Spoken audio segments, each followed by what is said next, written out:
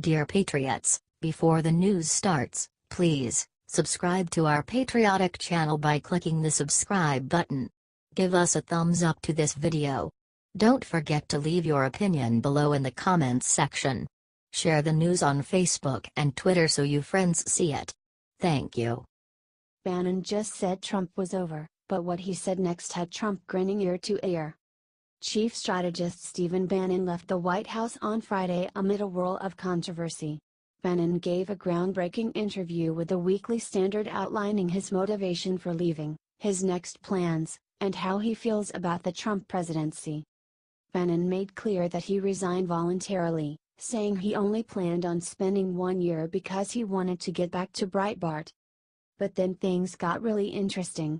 Bannon claimed that Trump's era of disruptive politics might soon be toned down now that he's out, saying, "The Trump presidency that we fought for, and won, is over. We still have a huge movement, and we will make something of this Trump presidency. But that presidency is over. It'll be something else. And there'll be all kinds of fights, and there'll be good days and bad days, but that presidency is over." Bannon also said that he fears establishment Republicans will have made it almost impossible for the president to meet his promises. "It's the Republican establishment. The Republican establishment has no interest in Trump's success on this. They're not populists, they're not nationalists, they had no interest in his program. Zero. It was a half-hearted attempt at Obamacare reform, it was no interest really on the infrastructure. They'll do a very standard Republican version of taxes." He continued. What Trump ran on, border wall, where is the funding for the border wall, one of his central tenets, where have they been? Have they rallied around the Purdue Cotton immigration bill? On what element of Trump's program, besides tax cuts, which is going to be the standard marginal tax cut, where have they rallied to Trump's cause? They haven't. This is a huge problem for the president, who, with a Republican-controlled House and Senate, has seen key pieces of legislation stalled due to infighting. Bannon, for his part, will continue fighting on the president's behalf, and is eager to get back into the ring. "I feel jacked up. Now I'm free. I've got my hands back on my weapons." Someone said, "It's Bannon the Barbarian. I am definitely going to crush the opposition. There's no doubt. I built a effing machine at Breitbart. And now I'm about to go back, knowing what I know, and we're about to rev that machine up.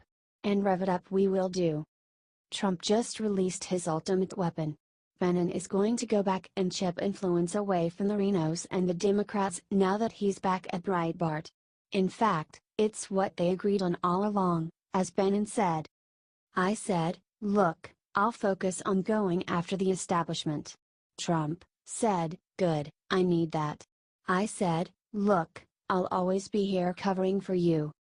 The swamp won't be drained in a day, but with Trump on the inside, and Bannon on the outside, it will get done. Share if you agree.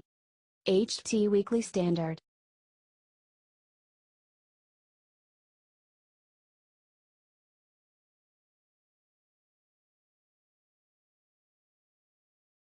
Bannon breaks silence. Look what he said just sacrificed for President Trump. Former White House strategist Steve Bannon isn't going to go anywhere. Steve Bannon is going to defend President Trump till the end. It might be best for him to fight the enemies of America outside of the White House.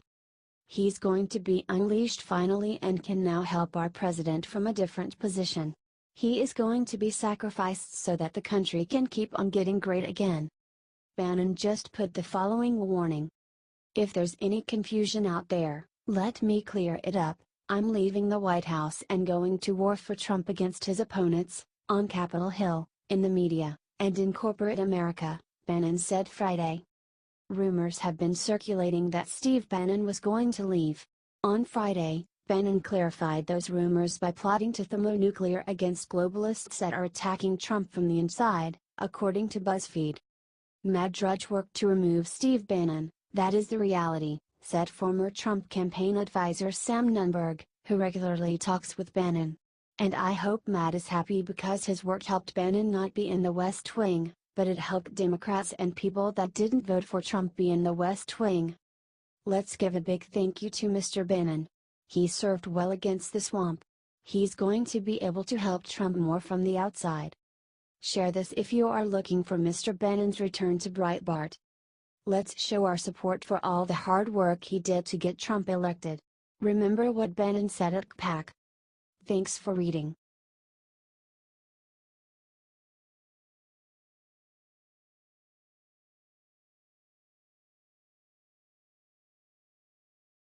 Steve Bannon is out. See the crazy reason he was fired.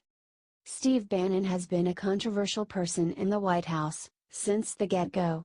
But, hey, so has Trump. In recent weeks, there's been reports that Trump thought Bannon was one of the leakers. Then earlier this week, Trump came out saying Bannon is a friend of his and a good guy. But he seemed to hedge, when he noted that Bannon came on very late in the campaign. Well, he's gone now. He just resigned as Trump's chief strategist. According to the New York Times, Mr. Bannon's future is still being discussed, though. Someone close to Bannon has said the departure was Bannon's idea, and that he had submitted his resignation on August 7. It was allegedly supposed to be announced earlier this week, but that was delayed because of the events in Charlottesville, Virginia. Timing is everything, though. The announcement of his resignation comes just 2 days after Bannon gave an interview challenging military action against North Korea as a viable option. Of course, President Trump as well as Tillerson and General Mattis would all say differently. Do you think it was time for Bannon to go?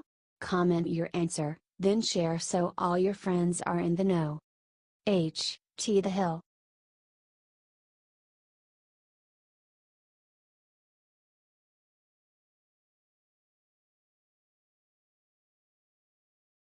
Kill shot. What Elizabeth Warren just announced has put the knife in the Democratic Party for good. The fact that the Dems still can't even come close to what Trump has done for the Republicans, in terms of fundraising, is evidence that the Dems lack any form of a leader. And to prove it even more, now there is infighting amid bigwigs in the party itself. Elizabeth Warren is leading the charge, wiving the party that the progressives have taken control. She has offended the moderate Dems, by saying that the progressives are the heart and soul of the party now. Did you hear her encourage necessary trouble? And call the progressives Donald Trump's worst nightmare? And they say that Trump supporters are the cause of the violence? Come on. There is serious infighting within that party. Former Representative Ellen Tauscher, Democrat California, said recently, and it's certainly not going to help us win. Our party should be looking to expand the tent. If we divide ourselves, we're doing our opponents' jobs for them. Yes, they are. Trump has had the worst press of any president, ever. And yet, still, the Dems are divided, with no true leader in sight. That party is done, don't you think?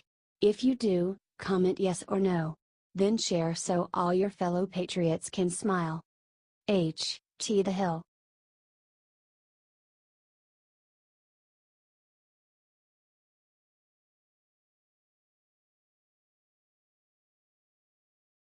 Killshot. Liberals freaking out after what President Trump just said about terrorists and pig's blood.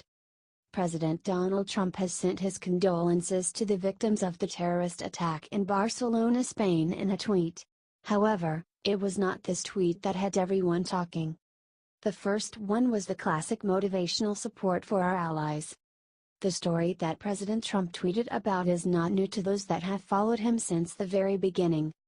The liberals are extremely triggered by this right now, stating that this story is fake and that it promotes mass murder of Muslims. Even though it's a story about becoming tough and destroying the enemy, the story seems to have been written for the first time in 1927 Chicago Daily Tribune article that described Pershing sprinkling some Muslim prisoners with pig's blood, which the Juramentados believed would condemn their souls. We also found this article where it tells the story in detail, written by librarian Walt Sinnert for the McCook Gazette in 2014. You can read it here. Whether the story is true or a tall tale, it's still a good story about being tough and using the enemy's weakness to your advantage in war. Let us know what you think and share this report 10,000 times if you think that President Trump is correct in telling this story.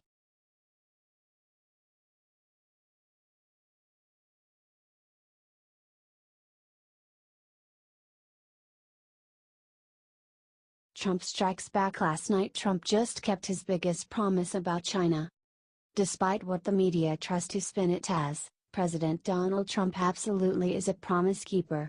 People may not understand his methods, but he delivers results, and China just learned that the hard way. Just last week, Trump asked United States Trade Representative Robert Lighthizer to look into China and see if we need an investigation into their predatory trade practices. Well, guess what? President Trump is launching a full-scale investigation into Chinese trade and patent practices. Lighthizer said in a statement. After consulting with stakeholders and other government agencies, I have determined that these critical issues merit a thorough investigation. This means Trump just took another key action that all presidents before him had been too lazy, ignorant, or corrupt to do. He is also sending a very clear message to China after they refuse to back Trump on North Korea. The investigation will focus on Chinese theft of U.S. patents, music, tech, films, etc. that China often achieves through bad trade practices thanks to the World Trade Organization. At this point, the president has made it abundantly clear that he does believe in world trade, but only if it's done right and the U.S. can come out ahead from it. Do you like the way Trump is handling foreign affairs?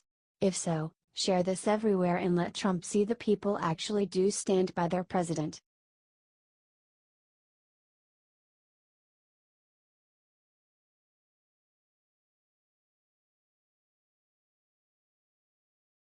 It happened. Julian Assange just gave top Republican info to end Russia investigation forever.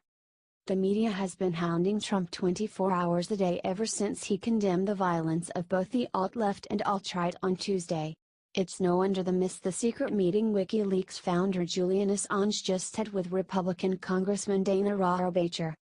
According to the congressman from California, Assange's info is bigger than anyone ever could have expected.